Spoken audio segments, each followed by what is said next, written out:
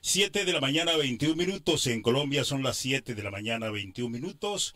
Tal como lo anunciamos en los titulares, va a dialogar aquí en el gran sistema radial de medios que conforman las emisoras Dignidad Estéreo en los 92.1 del FM, Nativa Estéreo, La Chocuanita, Villa Digital, Batalla Estéreo, al igual que los canales Prensa Digital, Notimóvil Chocó, Sol y Sombra e Info TV.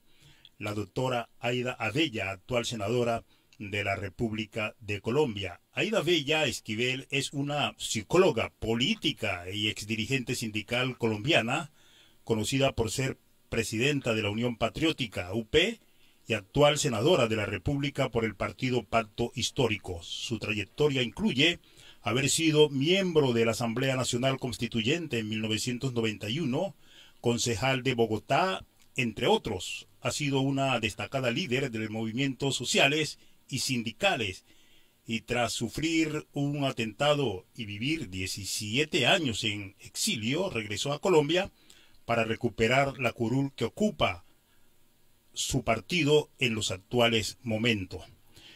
Doctora Aida Abella, con los muy buenos días aquí en el gran sistema radial de medios. Bienvenida aquí, telefónicamente, lógicamente, al departamento del Chocó. Saludo muy fraterno y muy cordial para todas las personas del Chocó, ese departamento que representa tanto para Colombia, y ya veremos por qué. Doctora Abella, se había anunciado una visita por su parte al departamento del Chocó. ¿Cuáles fueron las razones por las cuales esta no se pudo cristalizar? Problemas de conexiones, no logramos una conexión y cuando la logramos no podíamos llevar el esquema. Una cantidad de problemas que francamente le ocasionan a uno malestares. Yo, por ejemplo, cuando me comprometo es que llego y voy, pero había también derrumbe por la carretera, mejor dicho, no pudimos llegar. Pero no interesa que no hayamos llegado esta vez. He visitado varias veces el departamento del Chocó, he estado en Tadó, he estado en Ismina, he visitado a campesinos, a gente trabajadora, pero yo quería esta vez reunirme especialmente con jóvenes que necesitan tanto en ese departamento y que creemos que ese es uno de los departamentos más ricos del país, igual que La Guajira, ¿no? Pero tienen una pobreza que es casi permanente, y esto no puede ser en los departamentos donde hay tanta riqueza y donde se mueven tantas cosas, especialmente las fronteras marítimas. A mí siempre me ha impresionado este país que tiene dos fronteras, oigan bien, dos fronteras de las más grandes que puede tener cualquier otro país, y no tiene una flota mercante. He insistido muchísimo en todas las instancias, incluyendo el propio Parlamento. ¿Cómo es posible que un país con fronteras sobre el Pacífico, pero también con una larga frontera en el Caribe, que da al Océano Atlántico, no tengamos una flota mercante? Esto no puede seguir pasando en Colombia. Y no puede seguir pasando en Colombia porque nosotros dependemos en últimas de una cantidad de trabajo, que eso sí lo hacen flotas extranjeras, y nosotros, pertenecientes a un país con esta riqueza y con esta situación geográfica, no lo tenemos. Además, a mí me parece que el Chocó, hay cosas que uno realmente no comprende, y es toda esa riqueza en oro que han venido sacando y ese precio extraordinario que hay en este momento. Y yo sí pienso que hay una cantidad de cosas que pudiéramos hacer. Yo, por ejemplo, soy portadora de tal vez las cosas que hacen allá con el oro, y creo que hay necesidad de desarrollar una industria que se conozca mucho más en Colombia, mucho más, porque la artesanía que hacen ustedes allá, la orfebrería, es única y poco la conocemos en el resto del país. Y yo pienso que hace parte también, lo he planteado con el Ministerio de Comercio, en el sentido de que se hagan conocer la orfebrería, por ejemplo, que tienen allí. Pero no solamente la orfebrería, ustedes tienen una riqueza y una diversidad enorme, una selva húmeda que la han trabajado mucho los extranjeros y que nos falta mucho trabajo y mucha preparación también para nuestros jóvenes. Por ejemplo, los biólogos, la gente que hace parte también de la conservación, de la reforestación, pero también de todo lo que se está viendo para un turismo que no es ese turismo depredador, pero es un turismo que atrae mucha gente. Los observatorios que hay, no solamente de cuestiones de las aves, sino de toda una riqueza impresionante que tenemos en el Chocó. La selva húmeda es muy especial y entonces nosotros creemos que hay necesidad de mirar otras alternativas. Nuestros jóvenes, por ejemplo, allá, nuestros jóvenes van a tener que hacer muchísimas cosas, aprender también a manejar el Estado. Pero yo creo que también hay algo que me preocupa mucho en el Chocó. Yo creo que esto ha mejorado en la última administración, pero realmente el saqueo de los recursos públicos fue durante muchísimos años un problema supremamente complicado. Yo visité el barrio de los Envilletados y toda una serie de cosas que siempre me cuentan cuando voy allí. Y también hay algo que me preocupa mucho. Yo estuve mirando un poco las estadísticas y las votaciones en el Chocó y hay pueblos enteros que votan por alguien que no conoce. Y yo creo que aquí hay problemas en el Chocó y en todas partes, por supuesto, problemas muy grandes en la cuestión de los recuentos electorales. A esto le vamos a tener que poner muchísimo cuidado en el Chocó, porque no puede ser que Urabá chocuano vote por unas personas que nunca han ido, que no tienen ni idea de lo que es el Chocó y que simplemente parece que organizan de tal forma las elecciones que resultan con muchos votos allá. Doctora Abella, antes de que venga nuestro compañero de mesa de trabajo, Alexis Cuesta Córdoba, quisiéramos consultarle, hombre, escuchándolo a usted,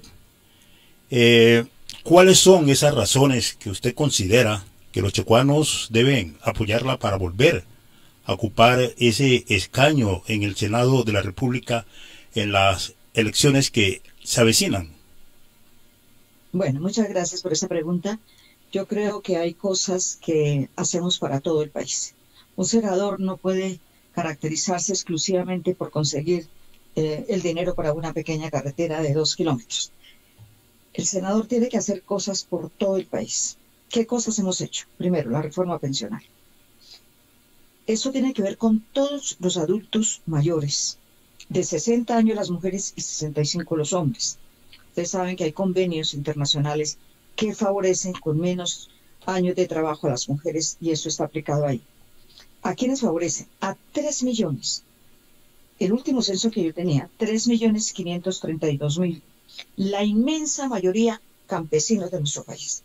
Por supuesto que en el Chocó hay mucha gente, muchas mujeres mayores de 60 años que no tienen casas, que no tienen unas rentas, que no tienen un trabajo, que no tienen y que nunca cotizaron. A ellas, pero también a los hombres mayores de 65 años que trabajaron de sol a sol sacando la yuca, el plátano, mirando que pescan, etcétera, etcétera.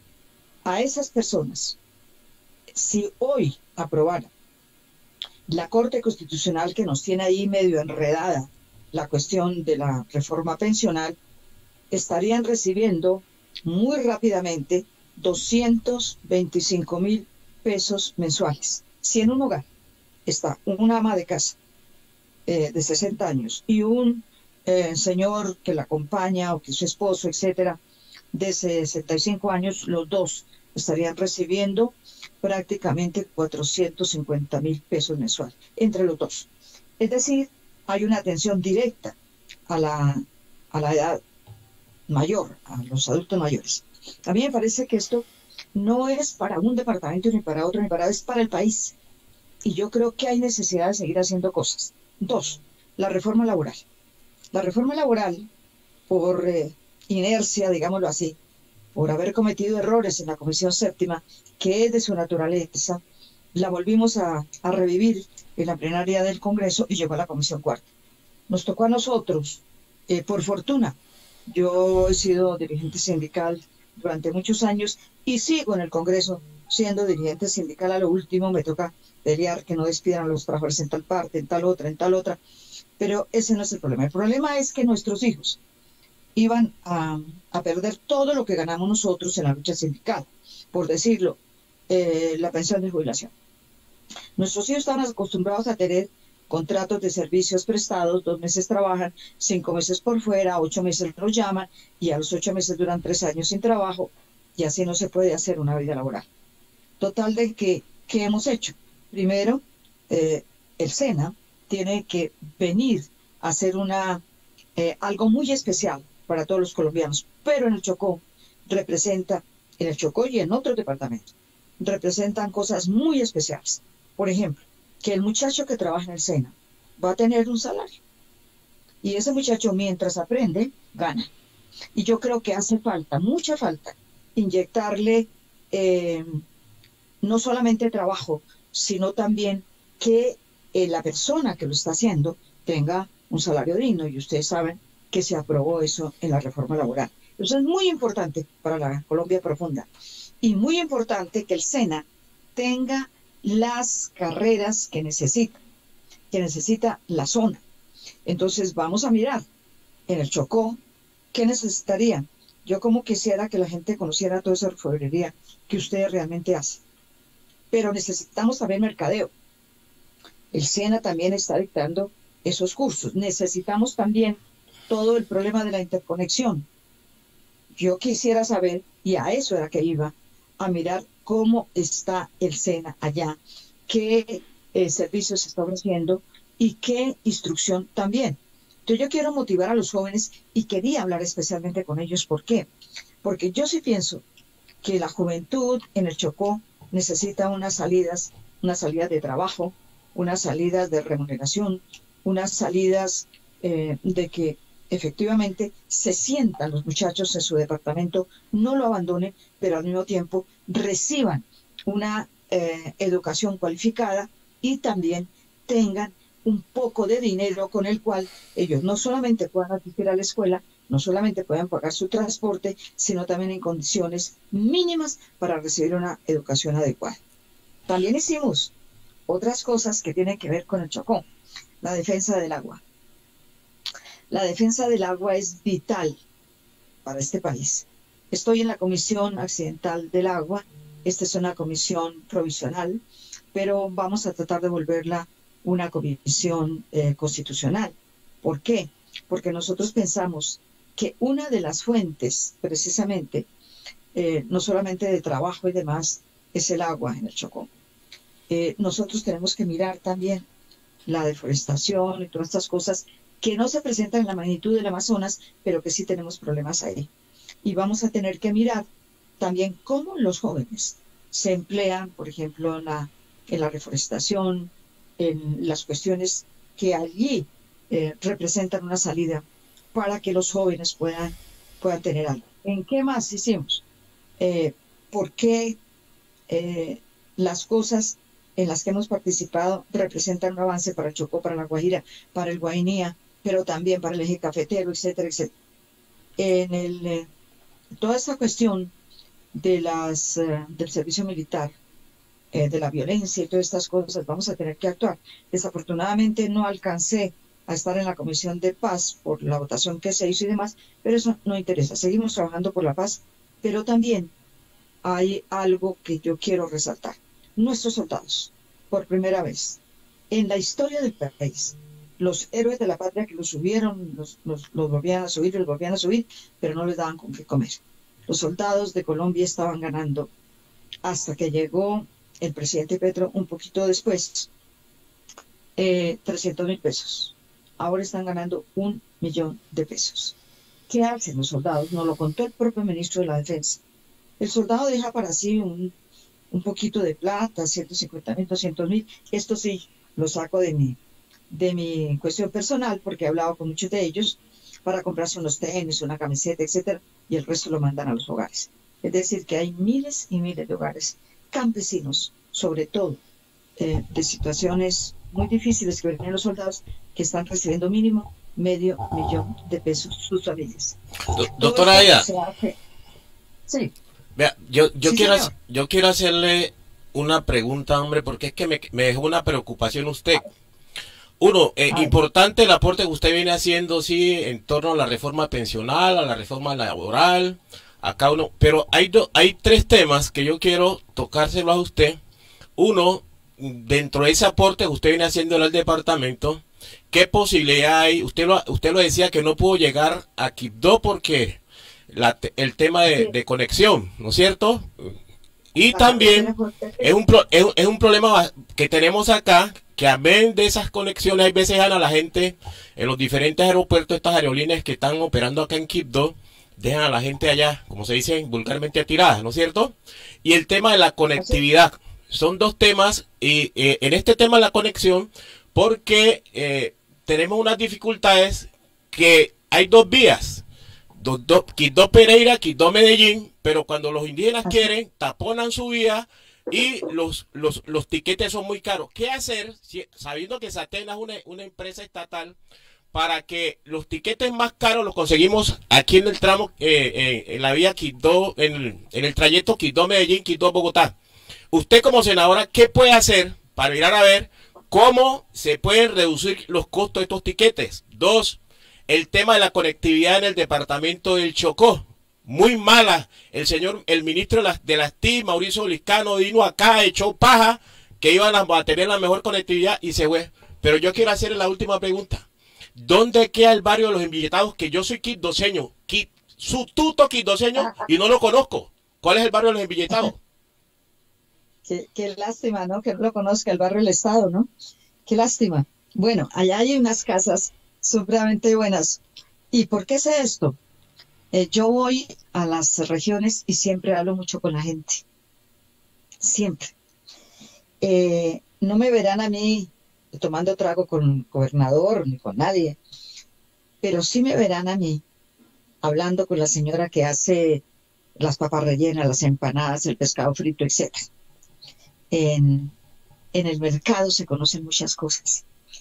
Voy con mucha frecuencia allí, pero hay algo que usted me ha preguntado que yo tengo que responderle. Primero que todo, la conectividad tengo para principios, no sé exactamente la fecha porque lo estaban ayer, no de ayer, la semana pasada, estuve comunicándome con el director de la Aeronáutica Civil para varias cosas. Algo que tiene que ver también un poquito, no con este departamento, pero sí con el sur, que es el aeropuerto de Ipiales.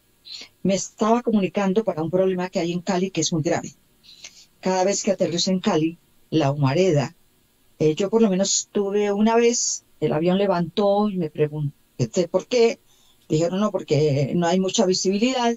Al bajar del avión pregunté qué era el problema. El problema era que el humo que estaba saliendo de las quemas de las cañas alrededor de todo Cali, alrededor del aeropuerto de Palmira prácticamente, no dejaba aterrizar.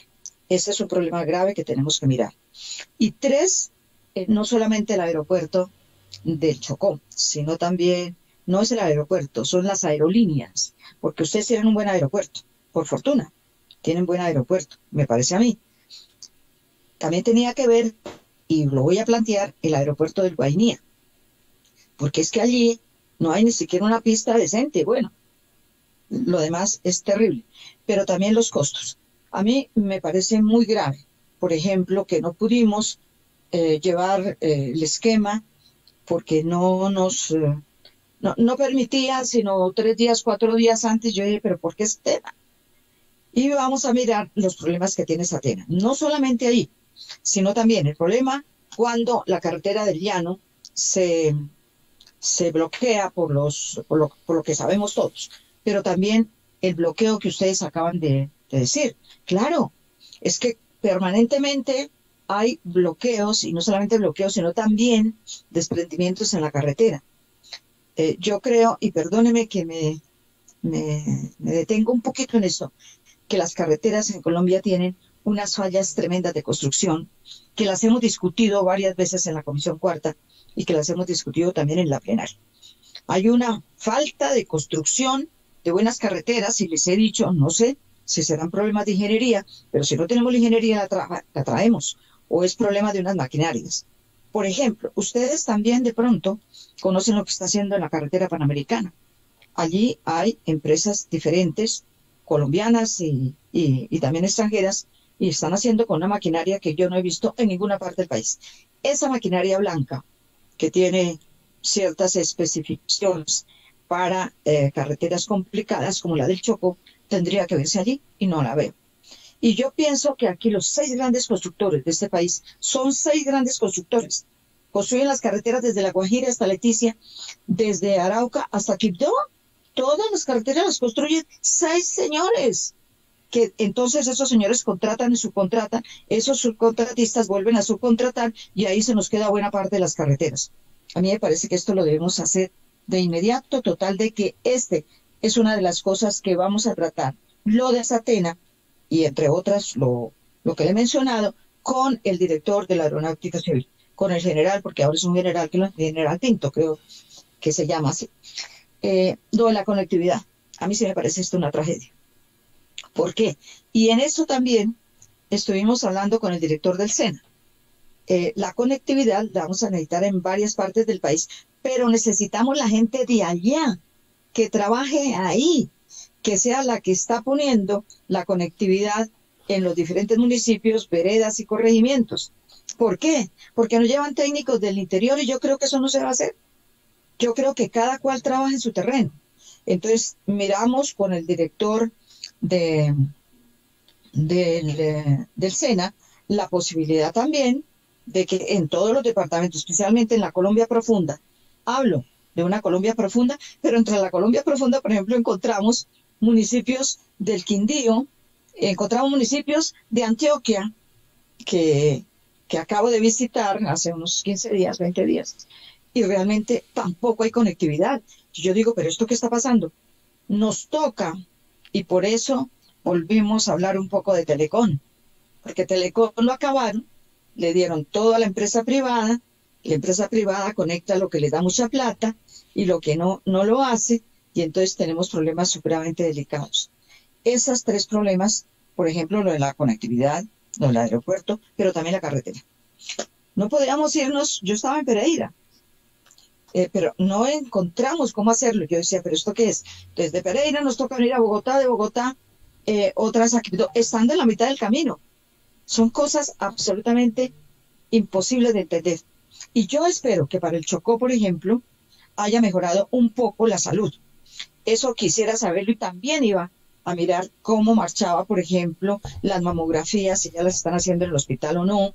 Me prometieron que las máquinas para la mamografía llegarían y que las mujeres ya no tendrían que viajar o a Pereira o a Cali para que hicieran una mamografía, porque eso nos tocaba mucha plata, pero no era la plata solamente, sino también que ese es un departamento que debe tener su hospital, pues realmente de unos niveles altos para poder atender, porque este se vuelve en la práctica un hospital no solamente departamental, sino a veces también regional. Doctora Abella, sucede que en el departamento del Chocó, en épocas electorales, vienen aspirantes de diferentes latitudes, consiguen los votos, pero después se van y se olvidan de la problemática del departamento del Chocó. No podemos desconocer que usted ha sido una de esas figuras que le ha tocado alzar la voz en el Senado de la República frente a algunas situaciones del departamento del Chocó. Pero también hay que decir que el Estado colombiano tiene una deuda histórica en infraestructura vial en el departamento del Chocó, como usted muy bien lo ha venido reseñando. De allí que queremos consultarle cuál es su propuesta específica para garantizar la terminación de proyectos importantes como la vía Quibdó-Medellín, Quibdó-Pereira, y cómo asegurarían esos recursos necesarios para esto, y por qué no también mencionar una posibilidad de la vía al mar. Gracias. Esa es una pregunta muy importante. Le he trabajado mucho desde que llegué al Congreso el problema de vías, que es un problema nacional, y por supuesto vías en los departamentos, por ejemplo. Yo creo que aquí hay una falencia. Nosotros entregamos a la empresa privada el 100% de las carreteras colombianas. No hay quien les haga competencia. Entonces los señores se dan el lujo de hacernos, y esto lo firmaron gobiernos desde que acabaron el Ministerio del Transporte. Ustedes deben ser personas jóvenes, de pronto no alcanzaron, o si lo alcanzaron a ver, me ayudarán a complementar la información. Cuando estaba el Ministerio del Transporte, cada departamento tenía sus piquetes de trabajadores y de ingenieros, maquinaria en todos los departamentos. Que ocurría un hecho, inmediatamente se mandaba el grupo que estaba muy cerca, pero si había que reforzar, se mandaban grupos de otros departamentos. Y entonces la situación era distinta. Acabaron el ministerio. El neoliberalismo y todo esto acabó todo y privatizó todo. Porque es que lo de Colombia no es lo de la Argentina, no llegan a privatizar, sino que ya está todo privatizado. Entonces, ¿qué pasó con esto? Con esto entonces, 6 señores se adueñaron de las carreteras y toca darles a ellos, porque son los únicos que tienen la maquinaria, porque son los únicos que tienen, y el ministerio abandonó. ¿Cuál es la propuesta mía para el Chocó y para otras regiones del país? Especialmente donde se nos caen las carreteras todo el tiempo, Bogotá, Villavicencio, que en la práctica rompe la comunicación con 7, 8 departamentos. Esto es gravísimo. Y ahí, en esa carretera hemos invertido en Villavicencio 16 billones de pesos. En estas carreteras del Chocó se ha invertido muy poca plata. Nos toca hacer ¿qué? Nos toca, yo por lo menos es la propuesta que tengo para el Chocó y para el resto de Colombia, porque uno tiene que pensar en todos los departamentos y esto clasifica para todos. Es que vayamos con Invías. Oigan bien, señores, oigan bien los que me están escuchando. Invías no tiene una carretilla ni un palustre, no tiene una retro, no tiene una aplanadora, no tiene nada, absolutamente nada.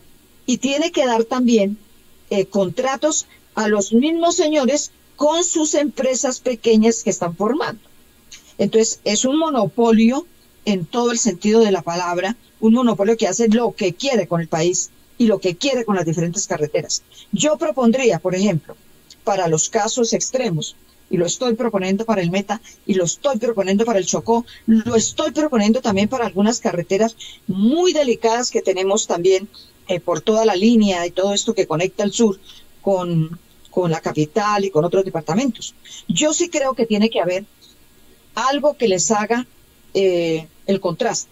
Es decir, que para estas carreteras, por ejemplo, en el Meta, en el Chocó, todo el problema de la línea, tengamos ya por parte de Vías, porque también lo permite un artículo de la ley 80, que es la ley de la contratación, que para mí es la ley de la corrupción.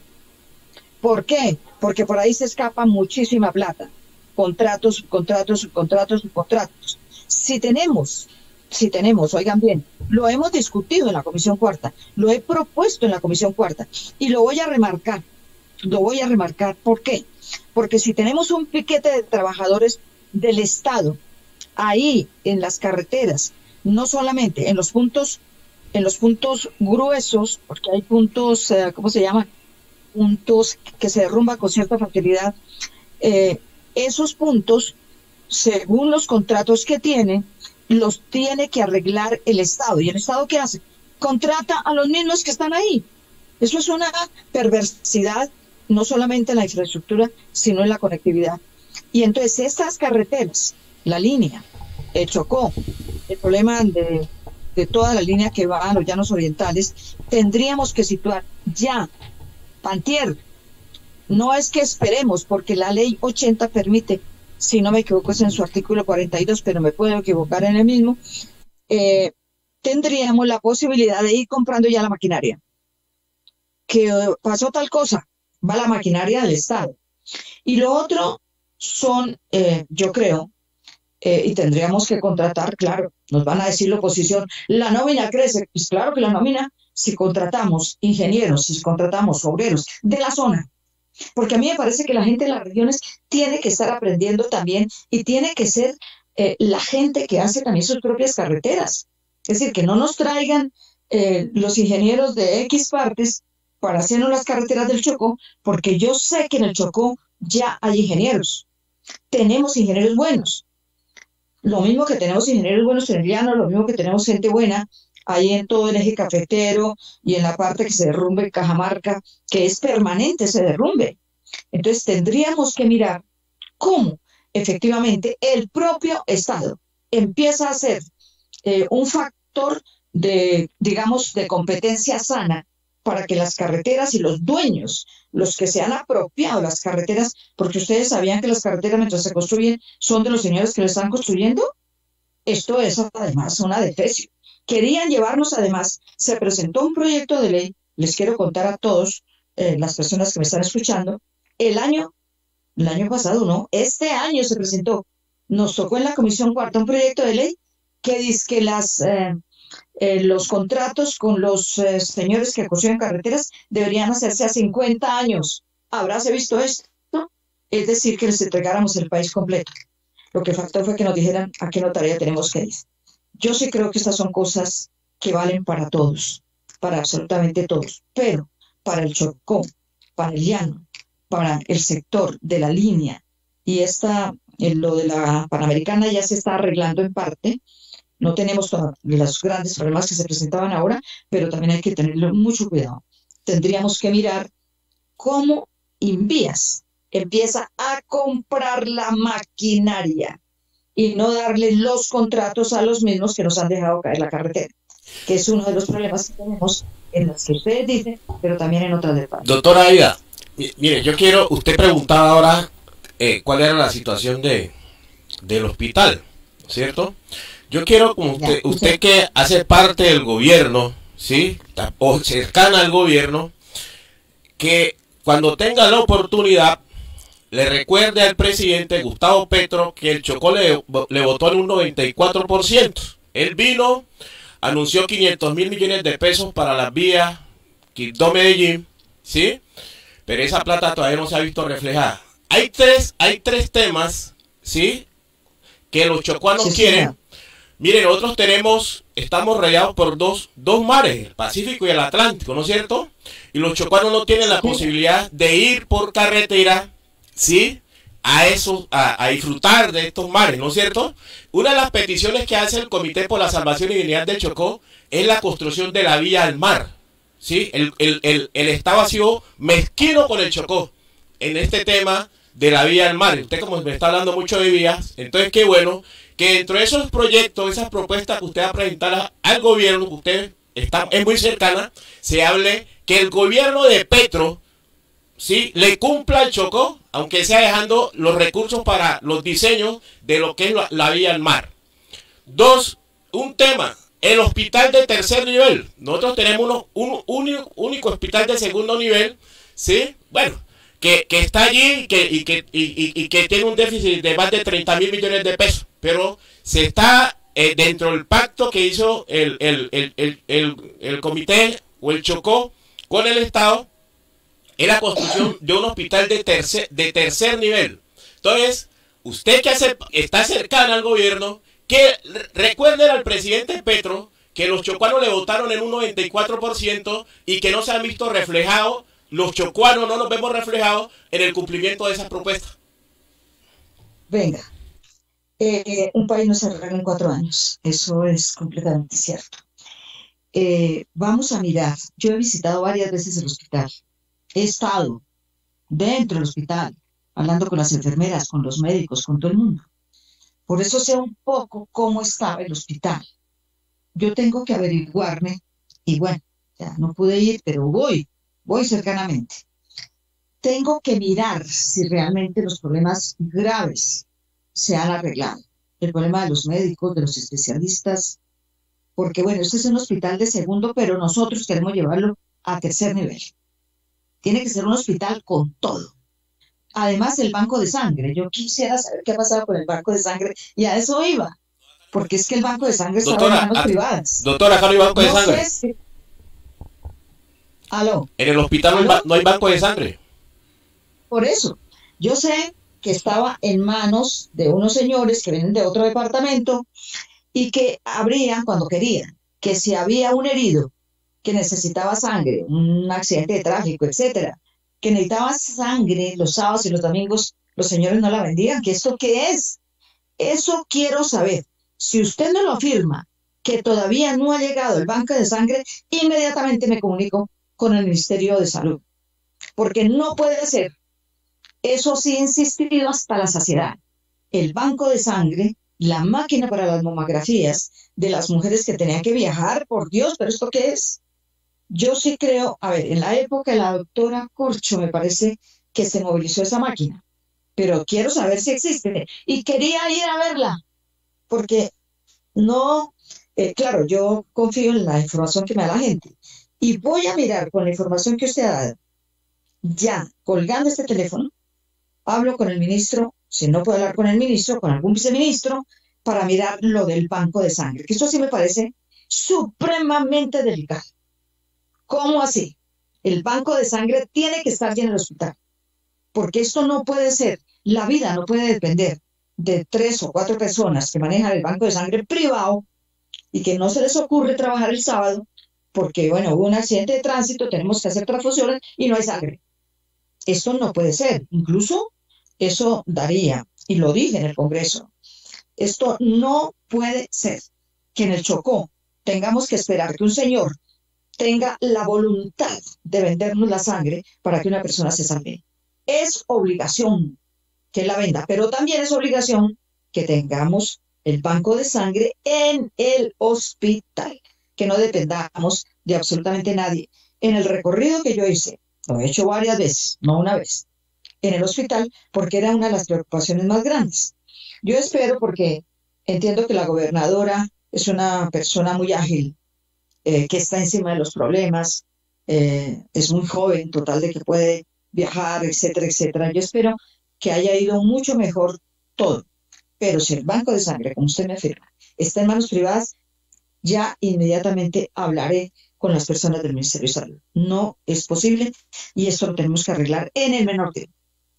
Doctora Aida Abella, sabe que en radio el tiempo es oro, pero antes de que terminemos esta entrevista, como se aproxima una consulta para definir quiénes van a quedar allí para enfrentarse la búsqueda de ese escaño en el Senado de la República, especialmente por el pacto histórico, quisiéramos consultarle, ¿por qué quiere usted volver al Senado de la República? Para ayudar a terminar las cosas que están inconclusas. Por ejemplo, la reforma de la Ley 80, lo que les comentaba, todo esto de las carreteras, todo esto de la corrupción, todo esto de que se nos volvió, Telecom se volvió Tigo, Telecom se volvió Claro, Telecom se volvió, pero no hay conexión. Entonces yo sí creo que hay necesidad, con la poca práctica que hemos tenido, con el conocimiento que tenemos del país, no es la primera vez, ni la última, ni yo he ido 2 veces, ni 3 veces al Chocó, he ido muchísimas veces, porque trabajé en el Ministerio de Educación Nacional durante 21 años. Fui presidenta del Centenal, del sindicato de los administrativos, de las enfermeras, de los celadores, de la gente de servicios generales, de los profesionales de la planta central, etc. Todos teníamos un sindicato muy interesante que nos permitió conocer el país. Y conocer el país es necesario para tener un cargo. Yo, por ejemplo, es de las personas, creo que ningún otro parlamentario lo ha hecho. Crucé el Golfo de Urabá en Panga para llegar a un guía. Conozco un guía hace muchos años y viajé con los enfermos en La Panga. Recorrí el brazo de la boca del Coco. Ustedes saben, pues yo no tengo que enseñarles nada a ustedes porque la trato varias bocas hacia el Golfo. Entré por la boca del Coco y salí por otra. Tenemos un conocimiento tal vez que otros no lo tienen. Porque ahora cuando van a un guía o cuando van a Candí, pues hay unos avioncitos que llevan rápidamente y todo eso. Antes no había eso. Pero lo conocí desde esa época. Me impresionó la riqueza y la capacidad de trabajo de su gente. Me impresionó que, por ejemplo, allá en un guía había un granero que era de una persona que le quitaba a los docentes 3 meses de salario. Esas cosas uno las conoce si va a la región, si habla con la gente, si se sienta. Y queremos volver al Congreso para continuar el cambio que se inicia. Este es un cambio que se inicia y tiene que tener fuertes raíces. Por ejemplo, todas las cuestiones que uno ve en la educación. No hemos hablado de la educación. Vi escuelas en Chocó, en Quibdó, Las vi también en Tadó, las vi también en Izmir, pero la de Quibdó me impresionó algo que encontré, y era que la maestra estaba debajo de un árbol, con un tablero, un pedazo de tablero, porque estaba esportillado por todas partes, y estaba escribiendo con algo que no era tiza, que era agua. Y yo dije, ¿pero esto qué pasó aquí? Y me dicen, no hay tiza, no hay tablero, no hay aulas. Y entonces eso de la educación también quería ver cómo ha evolucionado. Pero bueno, iré prontamente, con un poco más de tiempo, etcétera. Estaremos en el Chocó, y yo creo que todo esto, no solamente lo que ustedes me dicen, sino lo que la gente del común, el campesino que venía por el río, por el atrato, a vender las frutas y que le tocaba doblarse con las frutas, ahí cerca de la catedral. Yo le pregunto a este hombre cuántos años tienes, me dice 85. Le digo, ¿vienes a vender las frutas? Sí, pero a veces me toca volverme con ellas, porque es que en el Chocó no hay plata. Eso me atravesó el alma. Y yo creo, y él me mostró su canoa en la que volver. Eran casi las 5 de la tarde. Yo dije, esto no puede ser, véndame todas las frutas. Entonces me dijo, ¿me las va a comprar todas?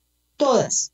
Y me dijo, ¿usted no es de aquí? Y le dije, vengo a hacer un trabajo. Pues gracias. Todas las cosas que yo pueda contar del Chocó es porque las he recogido de la gente, del campesino, del afro, del negro, de la persona con la cual hablé en el mercado. Bueno, tantas cosas que nos ha tocado en el Chocó. Pero sepan que ese es un departamento que está en el corazón y en el trabajo de esta señora, y nosotros no vamos a elegir el domingo, vamos simplemente a hacer la lista de la gente. Los de más votación pues estarán en los primeros puestos, los de menor votación estarán en los últimos puestos. Pero cuenten que todo lo que yo conozco de este país, del Chocó, de Arauca, me acaban de llamar de Arauca, antes de iniciar esta conversación les pedí que por favor me esperaran, porque tenía una cita con los periodistas del Chocó y para mí era muy importante esta entrevista.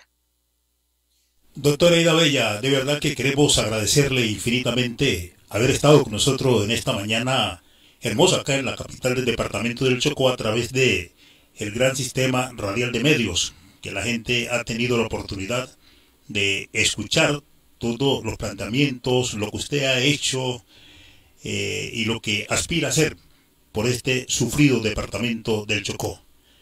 Bendiciones, Ya, que esté muy bien y esperamos gracias. tenerlo acá en Igualmente, otra oportunidad. buen día. Cualquier cosa que sepa del banco de sangre, inmediatamente lo llamo. ¿De acuerdo? Perfecto, doctora. Bendiciones.